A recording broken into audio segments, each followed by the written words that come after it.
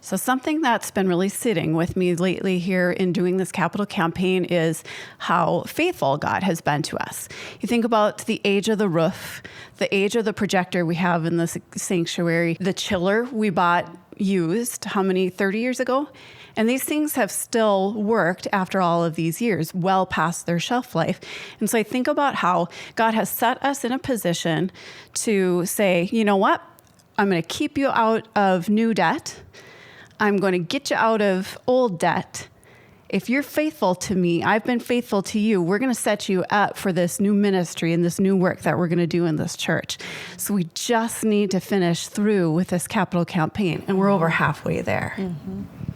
I was just visiting with someone from our congregation yesterday who's been a longtime member, and we were talking about the campaign, and she shared with me something that really hit home and I thought is important for all of us to remember.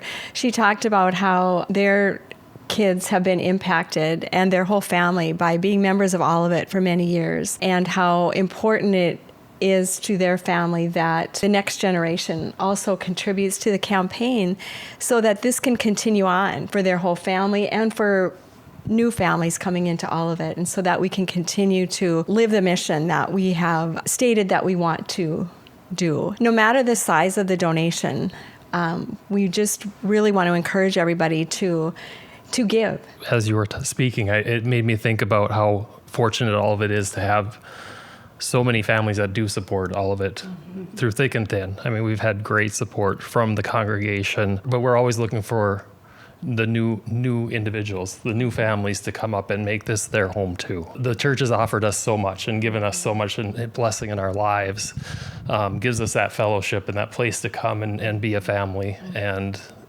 like you said, even if it's $10, just to be a part of that. And we've already have 180 families that have pledged and pledged over $1.5 million. Well, participation is key. I mean, when you got 10 people rowing a boat, you're going to get to the finish line a lot quicker than if you only have 2.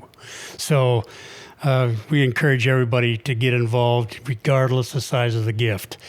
And all of us got a strong history of when people pledge, people come through and commit and complete those pledges. That is key. And there's no question in my mind that we're going to not only meet this goal, but we probably will exceed it. And then there's other things that we can do with those funds. We're 5 or 6 months into this campaign. I know we got another 2.5 years of it, but I would just soon finish it early. Get everybody rowing the boat. Well, and we've had some good questions come to us from members of the congregation as we've been standing out at the informational booth, and some things that we want to make sure that we clarify.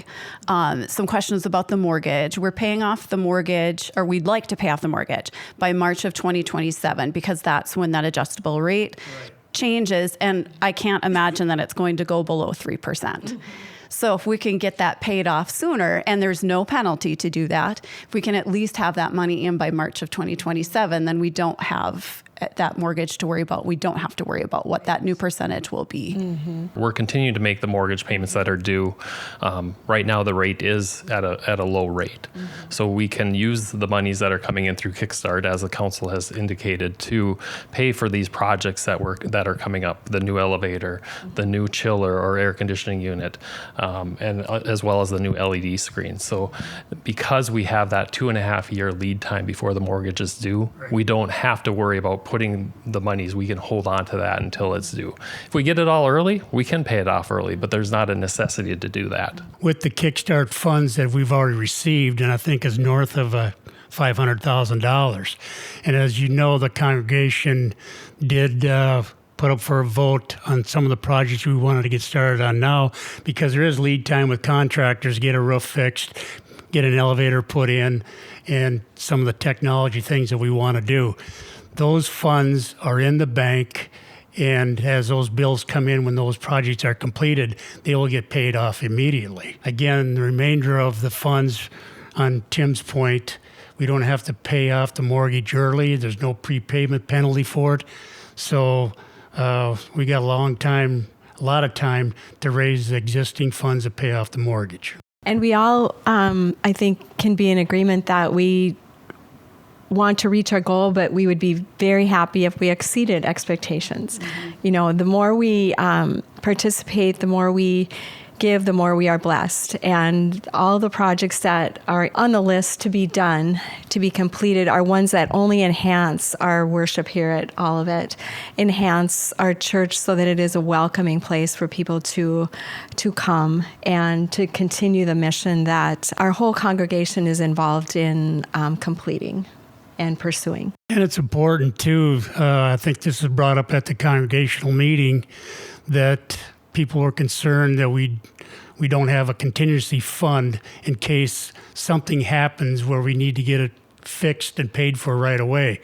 Well, an organization this size, we need to have a contingency fund, and we do have one, but it'd be nice to be able to build on that fund so that if unforeseen things come up, we have the funds to take care of it instead of relying on what I call faith-based accounting, where if the roof leaks, don't worry about it, someone will pay for it type of thing. And it'd be nice to have those funds in hand. For those of you that are wondering how can I give to the campaign? Maybe you haven't put in a pledge card yet. Please put in a pledge card. That helps us to understand what to assume is coming in. If it's just want to give a gift, you can write a check. You can go onto the mobile app and give through your credit card or directly from your bank account. But you can also make stock gifts. With the way the stock market has appreciated in recent days, sometimes a stock gift can help for you to avoid the capital gains tax on that. And so be sure to talk to your financial advisor and see if it makes sense for you to make a gift of stock that might help both you and the church in that way. So if people have questions, I think the biggest message that I send to them is make sure you check the emblem, because that always has a little write-up. In this case, it's on the inside in our blue Gifted for Mission. So that's always a nice place to check out the latest numbers. There are our challenge gift boards out to the east side of the narthex that we can use to track how close we are. And we are about, 38 gifts now from our second $10,000 gift, something along those lines. And remember, that's active pledge, so people who have begun giving on their pledge. So we're getting closer to that second $10,000 gift. So that's exciting. Absolutely. Yeah, and I just want to say thank you to everybody that has submitted a pledge, has given, and has even just prayed for this campaign. Your prayers have been felt. And a big shout out to the Olivet staff. They are working so hard for this church. The numbers, like Kim said, the emblem has great information in it. They're constantly updating how the campaign is coming, what our pledges are, what the dollars are, and all of the support that we're getting from the staff. So if you see a staff member in the hallway, make sure you thank them. Without the staff, we wouldn't be where we are today as a congregation and a church. So thank you for that. And yes, a thank you to all our staff, like you said.